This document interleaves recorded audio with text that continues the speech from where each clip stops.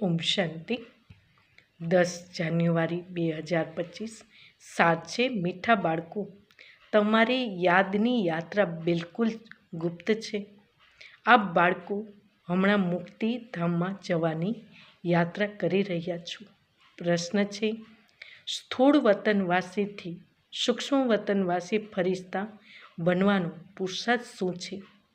ઉત્તર છે, સૂક્ષ્મ વતનવાસી ફરિશ્તા બનવું છે તો રૂહાની સર્વિસ અર્થાત સેવામાં હાડકા સ્વાહા અર્થાત તન દ્વારા જીગરી સેવા કરો.